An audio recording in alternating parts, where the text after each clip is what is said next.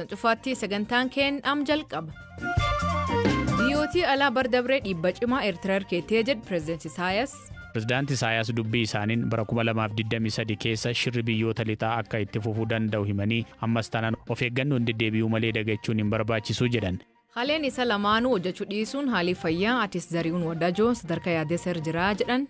Onneen isaatis xiqqoo rakkoo godhattee miilli isaa kan duratti wayyaanee rukkute tokko jira isaa lateen isaa dabee cabe amma inni kunis sukkaaraa wajjin wal qabateeti miilli lama. Gabayaa tuurizimii guddifachuuf Dubaayin gibira alkoolii jiru kaastee kanaaf oduu dabalatan waliin tura aan asli galgaloo.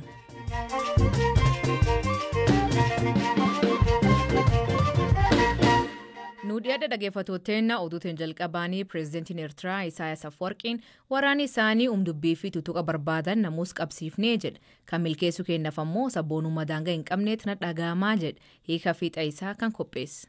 Pireezidaanti Isaayyaas haasaa waggaa haaraa bara 2023 sababeeffachuun taasisaniin dhimma waraana kaaba Itoophiyaa wal qabsiisee yeroo baay'ee maqaan isaanii ka'u waan akeeku kaasan. Raayyaan ittisa biyyaa Eertiraa haala weerara raawwachuuf taasifamee deebisee haleeluun tasgabbeesseera. Kanaanis gammachuun kiyya daangaa hin qabu. Baay'een boonas jechuun waa'ee waraana isaanii dubbatan. Bara 2022 xumurame keessa lammiileen Eertiraa biyya keessas ta'ee ala jiran dammaqanii fi ejjennoo hin raafamneen qabsoo nama boonsuu gaggeessaniiru jedhan. Pireezidaanti Isaayyaas haasaa isaanii kanaan humna yookaan waraana weerara raawwachuuf carraaqaa ture jedhan maqaa hin dhoofne. Haa ta'u malee waraanni biyyattii raayyaa ittisa biyyaa Itoophiyaa waliin ta'uun waggoota lamaan darban humnoota Tigraay lolaa turan.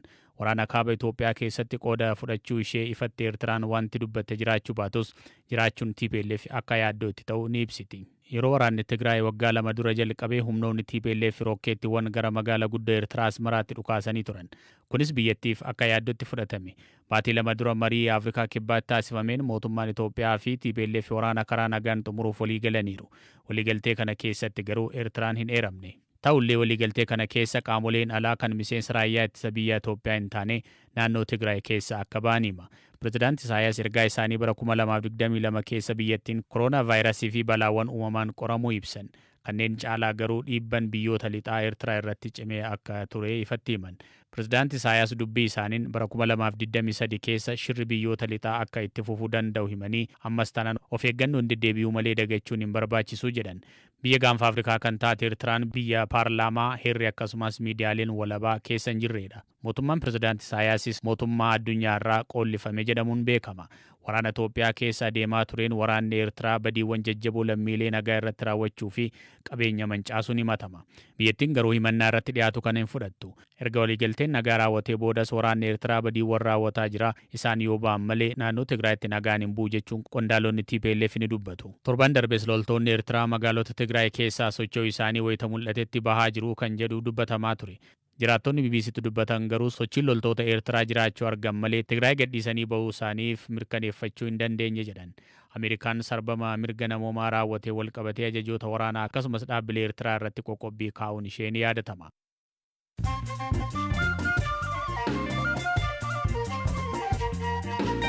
Dhaggeeffattootteen oduu gaggabaaboo addunyaa isaanii dhiyeessaa jalqabaanii haleela misaayilaa geegesteeni Yuukireen loltoota Raashiyaa 400 jeesuu himte.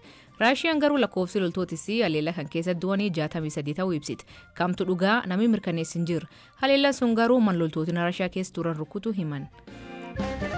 Namoonni kumaatamaan lakkaa'aman reef Paapaasii duraanii Kaatolikii Poop Benedikt kabaja agarsiisuu fi Vaatikaanitti argaman. Poop Benedikt jalbultii waggaa haaraa umrii gan 95tti du'an boqote. Awwaalchi isaa kamis geggeeffama. Kun yeroo jalqabaa ka Paapaasiin namis dhaaleen awwaalamu. Meeksikootti namoonni hidhatan manhidhaa irratti waraan banuun hidhatoonni baqatanii gariin ijjeefaman. Haleella sun keessatti eegdoti manhidhaa dabalatee namoonni 10 poolisiin ibse. Namoonni baqatee 24 ta'uu himan. Biyyattii keessatti tuutni badii raawwatu namoota hedduu ijjeesuun beekama. Lula da Silva pireezidantii Biraazil ta'uun kakate. Lulaan biyyattiitti aangoo olaanaa kan qabatan kun marsa sadaffaa. Pireezidantii biyyattii duraanii ammoo sirna helluu irratti maaliif argamaa jechuun jimaata dabree gara Ameerikaa imalee achi taa'ee imaamata da Silva qeeqaa jira. Dubaayin gabayaa tuurizimii guddifachuu fi gibira dhugaatii alkoholii irra kaast kanaan dura Dubaayitti namoonni alkoholii dhuguu danda'an musliim kan hin taane fi umriin isaa waggaa 21 ol yeroo ta'u kaadii ayyaama poolisii irra kennameef qofa ta'uu qaba.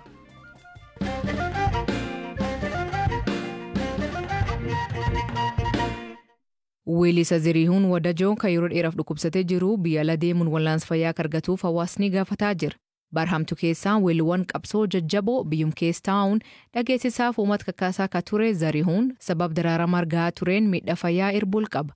Haleen isaa lamaanuu hojjechuu dhiisuun amma haalli fayyaa isaa sadarkaa yaadessar jiraachuu haati warrisaa olaantu gammachuu Galaana Balaayitti himte. Onneen isaatis xiqqoo rakkoo godhattee miilli isaa ka duratti wayyaanee rukute tokko jira isaatu lafeen isaa adda bahee cabe.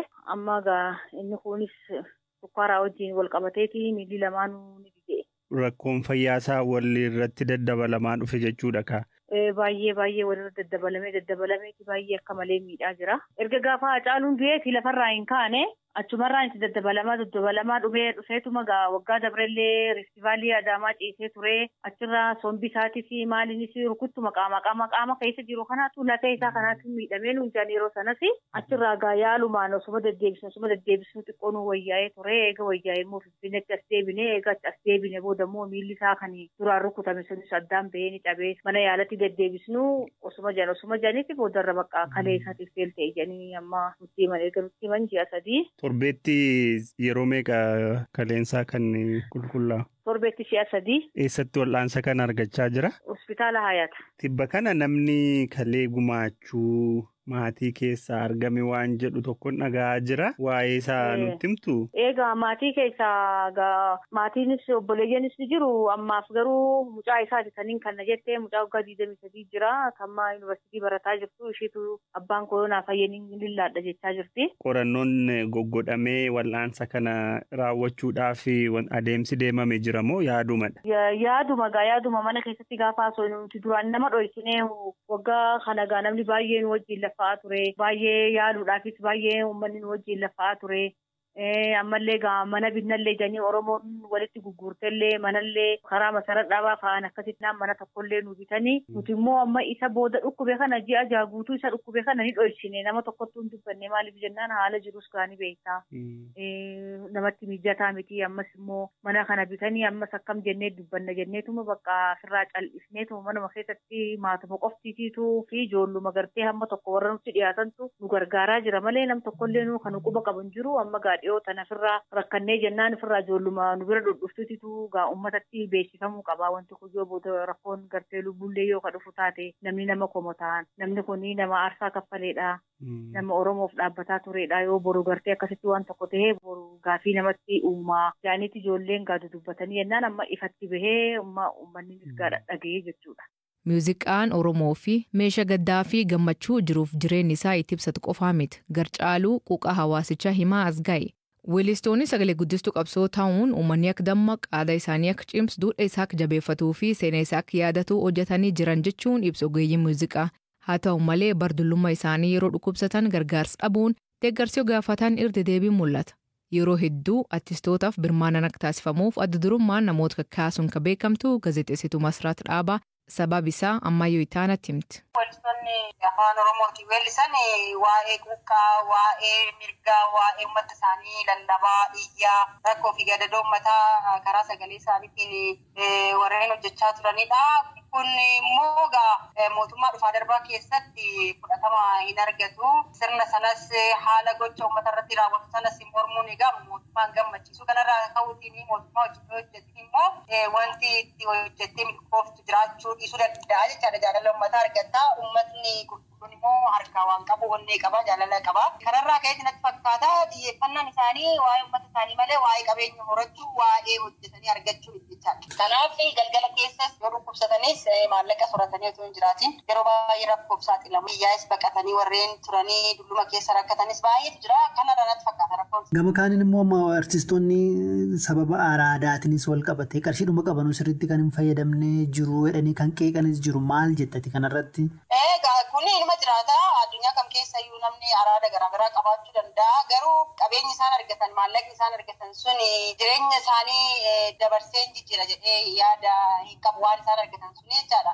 Kanarraa ka'uutiin haalli hojii isaanii tarii isaan saaxiluu danda'a jedhee yaada halkan yeroo baay'ee halkan hojii keessatti weellistoonni kunneen kanaan wal qabatee waan hirriiba isaan hin qabsiisne gochuutiin tarii akkuma tasaa jalqabanii suusii keessatti illee warreen hafan jiranii. Warra durii caalaa warri ammaa kun sirumaa suusii kanaaf waan baay'ee saaxilaman natti fakkaata. Maaltu furuu danda'a rakkoo akkasii kana? Rakkoo akkasii kan hiiku rakkoon uummataa gaafa hiikame rakkoon artistoota Oromoo sin hiikama jedhee yaada.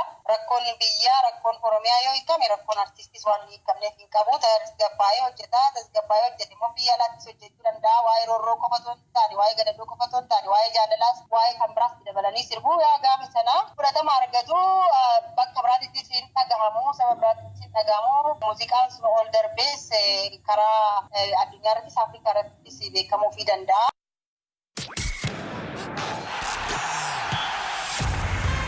Dhaggeeffatooteen oduu ispoortii saniif dhiyeessaa sababa waancaa addunyaa addaan citee akka ture piriimiyer liigiin ingilizii erga taphatamuu eegalee torbe lam jirra kan irra haasa'uu fi waayilikii Hamza Hussein na biraatti argama. Hamza baga waggaa haaraa kan geette. Atillee baga waggaa haaraa geesse. Mee bara haaraa kana gara ispoortiitiin eentu milkaa'aa jira? Arsenaal maal gaafii qaba.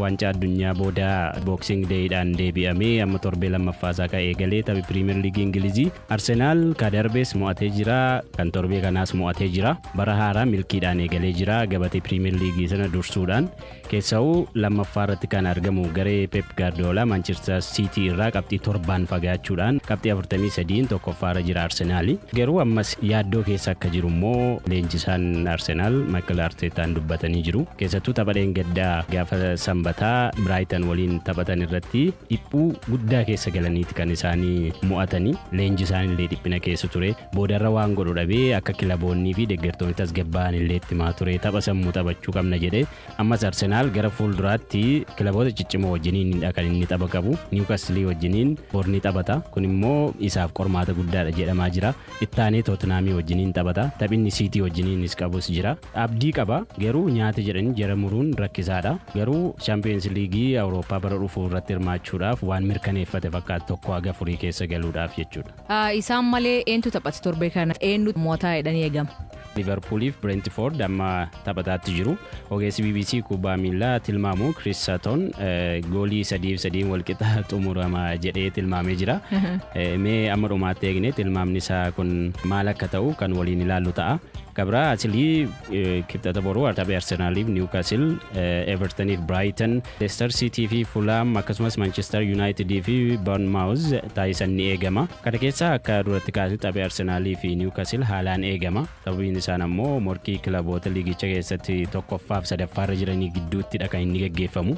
Newcastle bara kana raawwii ajaa'ibsiisaarradha kan inni jiru. Kanaafiyyuu Arsenaaliif qormaata guddaa ta'a. Tapha kana Satan Arsenaal 2-1 ni mo'ata jedheeti kan inni tilmaame. Torbanuma kana keessa taphoonni kaan roobii itti dhufanii kan taphataman yoo ta'u kamisaa Chelsea fi Manchester City gidduutti taasifamus tapha akkaan eegamudha. Ogeessi kubbaa miilaa Manchester Cityin Chelseadhaan 3-0dhaan ni mo'ata jedheeti kan inni tilmaame asli. Hamza Chelsea barkan dadhab fakkaata durii gubbaan beekamaa amma immoo warra jaaka olillee keessatti mul'atu.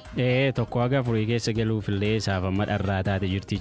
Ammumallee bara kana 8ffaa irratti kan inni argamu.